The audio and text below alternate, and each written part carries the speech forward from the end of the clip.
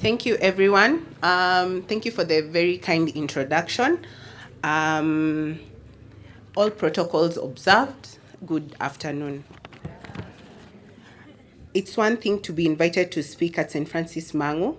It's another thing entirely to stand before you as an old girl, looking out at rows of uniform I know so well, and remembering exactly what it felt like to sit where you are sitting now. Nervous, proud, freshly out of morning mass, and secretly wondering whether, for those who finished last year, whether the results being read out today would include your name. Let me tell you a little bit about the road that brought me back here. Magda talked about gates. Mine is roads. I left these gates in Gatondo with a dream of becoming a doctor. I remember exactly where I was sitting in this very field when I said it to myself and also said it to a teacher in 2010, half expecting not to be told, yes, you can do it, or no, maybe you need to think about other careers. That simple sentence carried me further than she probably knew. The dream that took me through years of chemistry practicals, biology practicals, that never seemed to balance, dissections that I was secretly terrified of, and more all-nighters than I cared to admit into the medical school, then into demanding and humbling world of orthopedic surgery. A field where, quite literally, I put broken bones back together for a living. I will tell you plainly, it's not a straight road. There were cuts I had to prepare for, where I skipped family events, I skipped hanging out with my friends, I had to sacrifice my free time so that I would be able to make it. There were nights in medical school when I cried over textbooks and wondered if I had chosen a path too heavy for me. There was a season in my surgical training, the only woman in theater, full of men twice my age, when I had to prove again and again that I belonged in that room.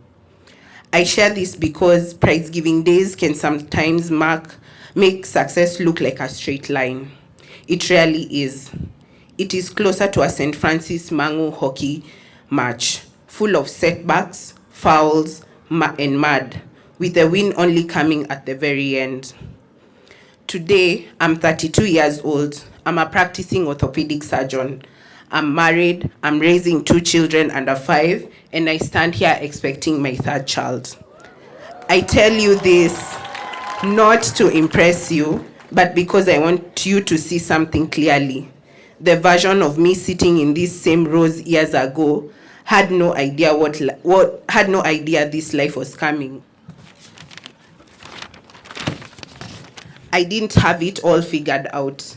I was in many ways exactly like you, a young girl trying to survive the pressure of this school, trying to figure out who she was, and trying to stay afloat in a system that demanded excellence every single day. Clock it. So today, I don't want to talk to you only about academic excellence. This school has never had a shortage of brilliant, capable young women. You prove that every single year across the country in the results that come out of this compound. Instead, I want to talk to you about 4 things that nobody handed me a manual for, but which mattered just as much as any exam I ever sat. Dreaming without limits, coping with peer pressure, protecting your stress and your mental health, and something as simple as how you take care of your own body. On dreaming without limits, girls, do not let anyone, not a classmate, not a relative, not even a well-meaning teacher, shrink your dream to fit what they think a girl from St. Francis Mangu should become. When I said I wanted to be a surgeon, someone asked me, quite seriously, who would marry a woman who spends her nights in an operating theater? I am married and I have a family. The two were never in competition. Don't let anyone convince you that ambition and family are opposites for a woman. They are not. They simply require you to be organized, supported, and stubborn in equal measure. Some of you love mathematics, some of you love literature. Some of you are secretly building something on a school computer that your teacher doesn't know about yet. Whatever it is, chase it with everything you have. Kenya needs female engineers, doctors, pilots, judges, and yes, even members of parliament. And this school has produced many of them already. You could be next. On peer pressure. Every single year that I was a student here, there was a version of peer pressure waiting at every corner. The pressure to skip class just this once, to try something because everyone else is doing it, to laugh at something you didn't find funny because disagreeing felt more dangerous than staying quiet, to change who you are so that a certain group of girls would accept you. Here is what surgery has taught me about pressure. In the operating room, the person who succeeds is not the one who is fastest or loudest. It's the one who knows exactly where the line is and does not cross it, no matter who is standing in the room. That skill does not appear on the day you become a surgeon. It's built years earlier, in moments like the ones you are facing now. The choice of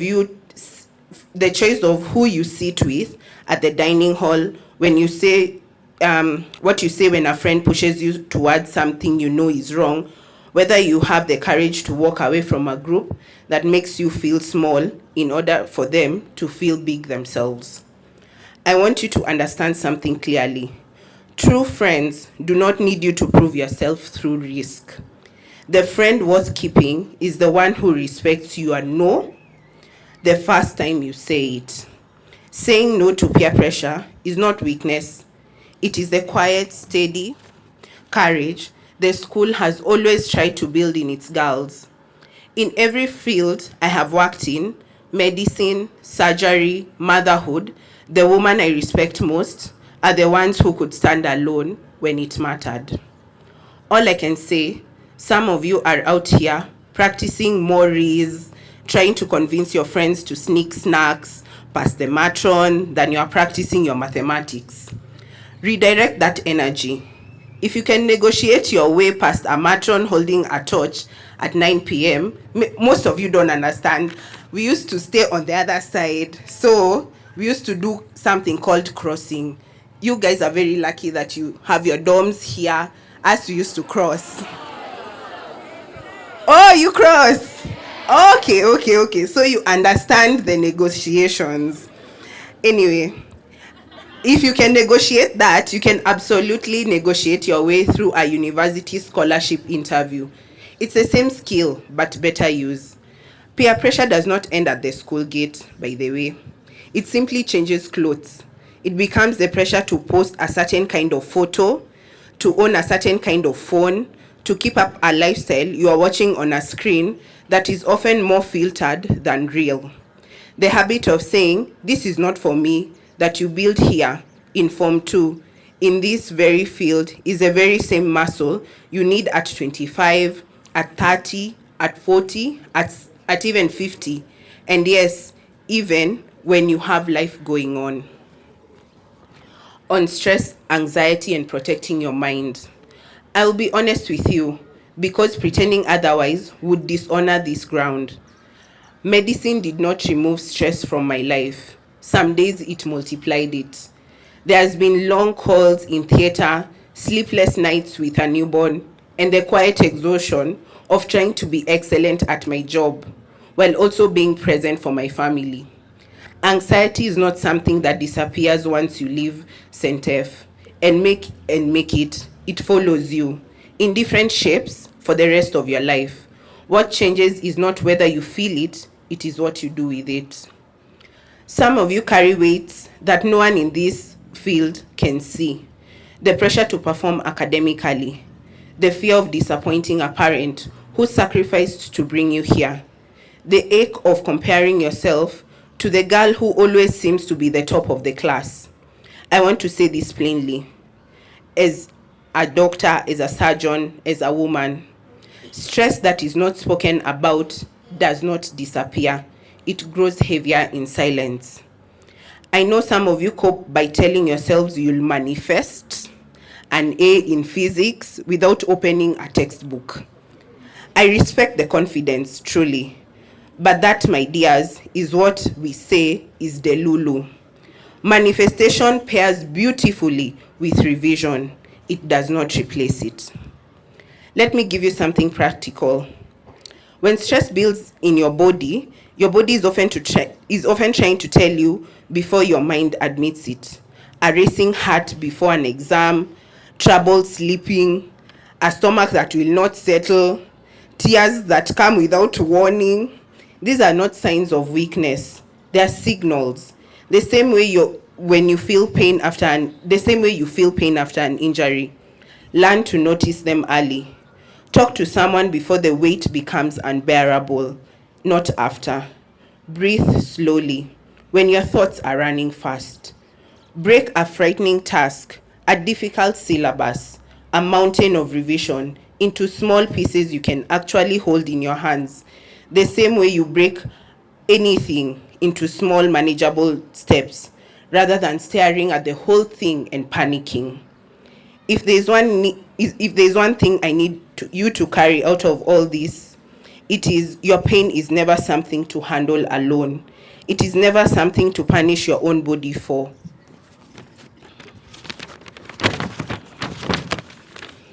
If a day ever comes when the weight feels unbearable, when your mind tells you that hurting yourself will bring relief, that is not the truth. It is exhaustion speaking, and it's a signal to reach out for help, not to reach for harm. Walk to a teacher, call a parent, talk to the school counselor or your chaplain. There is no shame in it. There is only strength in it. I would also ask every member of staff in this hall, build a school where a girl can say, I am struggling, and be met with support, not ridicule. The culture saves lives. And to every parent seated here today, ask your daughter how she is feeling, not only how she performed. Both questions matter, but only one of them tells you how she is really doing. If any of you today or any day after this feel overwhelmed to the point of thinking about hurting yourself, please tell someone immediately. You are never a burden for asking for help. On personal hygiene, let me speak to you as a doctor I am, not just as an alumna standing at this podium, because health is not about what happens in the mind. It also begins in the small daily habits you build with your own body. Right here in this dormitory, in the dining hall, in class.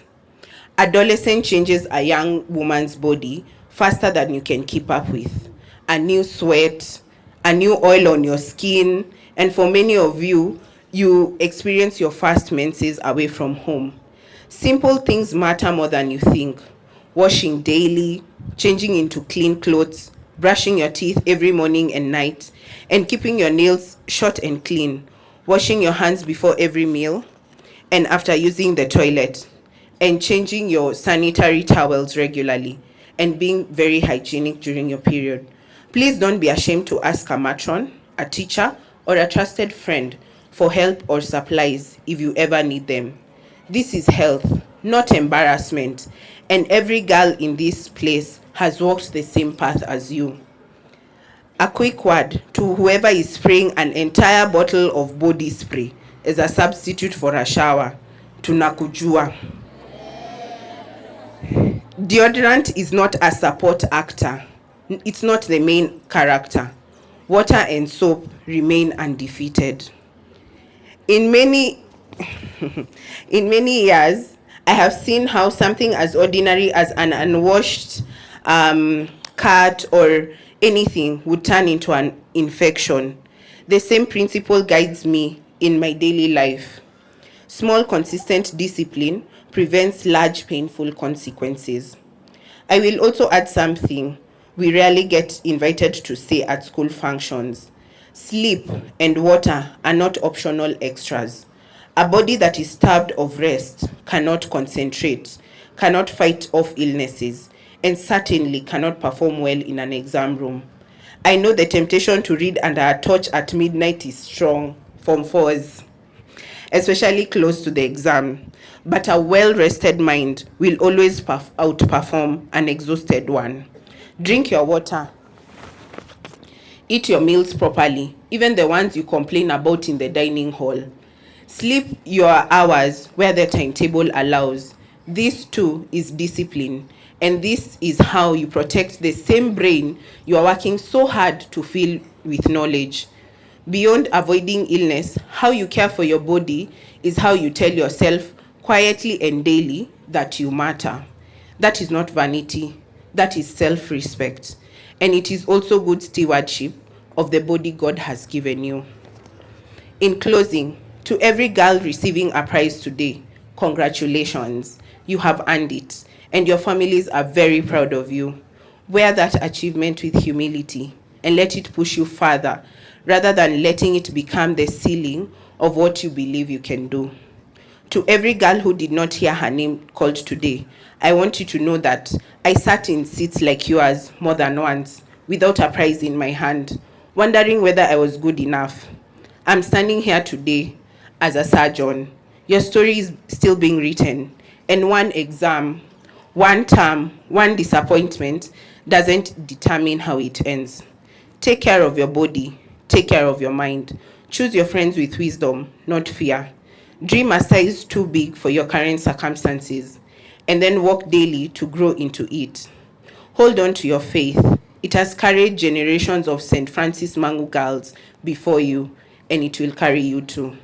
And when the weight of this school or life feels too heavy, speak. Someone here wants to help carry it with you. Somewhere out there, years from now, one of you will be standing at this very spot, exactly like this one, telling a new generation of St. Francis girls about the road that brought you back home. I hope when that day comes, you will be able to say that this school taught you not only how to pass exams, but how to protect your peace, guard your body, choose your own path, and courage.